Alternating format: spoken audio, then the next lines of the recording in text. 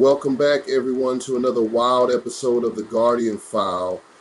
Buckle up, because today we're uncovering a harrowing story straight out of North Texas that is more shocking than a surprise twist in your favorite drama series. Today we're diving into the terrifying tale of Jackson Oltmans, a courageous DoorDash driver whose noble intentions to help took a disastrous turn at a Waffle House. Yes, indeed, what was meant to be a simple food delivery ended up with a brush with death and a dash of questionable decision making. Now, let's set the stage for those of you who may not be familiar with the events. Picture this. It's late at night. Our good buddy Jackson is out making deliveries, spreading good vibes in an offbeat way by bringing delicious eats to those in need, and maybe some not so hungry folks too. But wait, what could go wrong? Well, apparently a lot, because when Jackson rolled up to a Waffle House looking to make a new friend, he ended up in a fight for his life against someone who decided, hey, socializing doesn't pay our bills, but robbery just might. But don't you worry, grab your snacks and settle in, because this isn't just another crime story. It's a tale of survival, chaos, and the valuable lessons learned when you go above and beyond, sometimes too far. Let's jump right into the chaos, shall we? A North Texas man says he thought he was going to die when he looked down to see his wounds after he'd been stabbed and carjacked. The attack happened in the parking lot of a Fort Worth restaurant over the weekend. The victim says he was actually trying to help the suspect out when that person attacked him. Fox 4's David Centendry spoke with the victim and joins us live. David. Yeah, Steve, that 28-year-old victim says he was trying to buy food for that person who was asking him for money. But instead, that person reportedly turned on him with a knife and started swiping nearly a dozen times. Clearly, he doesn't make the best decisions. While waiting on a to-go order at Waffle House off West Rendon Crowley Road in South Fort Worth overnight Saturday, Jackson Oltmans says someone knocked on his car window asking for money. And he's told me he was just trying to get some food. Oltmans decided to order the man food. I opened my car, I was gonna go get him some food, and literally the second I opened my door to step out, he just starts stabbing me. Fort Worth Police Department says Quindarius Cartwright is the man who cut Oltmans in the face and chest. Photos of the bloody gash are too graphic to broadcast. Genuinely thought I was gonna die. It was so much blood. Walked in Waffle House, they were freaking out. I mean, I'm sure it's probably a traumatic thing for anyone to watch. Video of Oltmans' recovery shows his swollen face and The setup, Waffle House, abduction, folks. So let's rewind to that fateful night. Jackson Oltmans, our unsuspecting hero, finds himself in the parking lot of a Waffle House.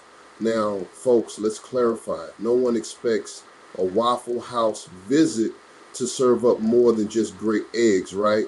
But this night was destined for drama. When a stranger knocks on his window asking for money, Jackson's heart of gold kicks in. He thinks, wow, I can just grab this guy some food. What a nice deed. But spoiler alert, sometimes good intentions lead to less than great outcome. With enthusiasm, Jackson throws open his door, probably envisioning a heartfelt exchange, but instead, knife-wielding individual jumps in. This isn't exactly what any delivery driver expects to happen during DoorDash. Someone get this man a food safety manual for life. Instead of a pleasant chat over an order of hash browns, he's suddenly face to face with a life-threatening situation. That's not on the job description, folks. Jackson recounts, as soon as I opened my door, he just started stabbing me. Seriously, if we could replay that moment, I bet the camera angle would be a close-up of Jackson's baffled face. The attack, a knight in shining armor. So the attack unfolds. Jackson, being the kind-hearted guy he is, thinks he's doing a good deed, and then, bam, he's attacked. Over 10 stab wounds, if you can believe that. How does this even happen? Jackson later shares that in the chaos, he genuinely thought he was going to die. This isn't just dinner and a movie drama. This is real life terror. As his blood is pouring out faster than a high-end faucet, he manages to get into the Waffle House, likely looking like he just stepped out of a horror flick. The employees inside probably had their hands full trying to process someone bleeding on the counter while attempting to manage a dinner rush. I can only imagine the panic in the air, and let's not forget about those stab wounds. Can we briefly talk about how brutal that must have been? I mean, the wounds to the face and chest can ultimately lead to the most excruciating pain.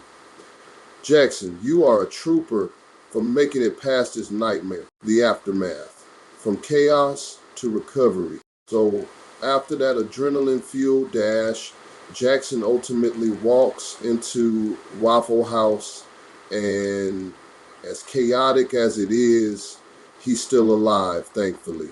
I mean, who needs drama on TV when you have this real-life horror going on right in front of you? After emergency services were called, Jackson faced a long recovery. And what could he possibly think during this traumatic experience? Maybe he thought, next time I'll just stick to dropping off food, not gifts for the brought to you by the grace of God. Jackson's swollen face and stitches became a vivid reminder of the events. Luckily, not just wounds, but also life lessons. Lessons like maybe don't be too quick to respond to strangers asking for help, especially when they come armed with not so nice intentions. But hey, every day is a potential learning opportunity, and Jackson learned the hard way that compassion can sometimes get you in a bind. Hopefully he puts his innovative spirit towards safer good deeds. The legal proceedings. Justice for Jackson. Now comes the juicy part.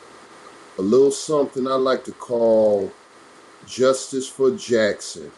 Because as you know, it's not just about surviving. It's about holding the bad guys accountable. When Darius Cartwright, yes, you guessed it, the villain of our tale, found himself charged with aggravated robbery. Aggravated, that doesn't even cover the front lines of the situation. More like, you've got to be kidding me. I'm going to throw the book at you. His choices not only put Jackson in harm's way, but also show how desperation can lead to disastrous decisions. Just look at this kid. If he were turned around and slapped on a pulpit, someone might have told him that there's a 90% chance he could have just asked for food instead. But no, instead he went full action movie villain mode.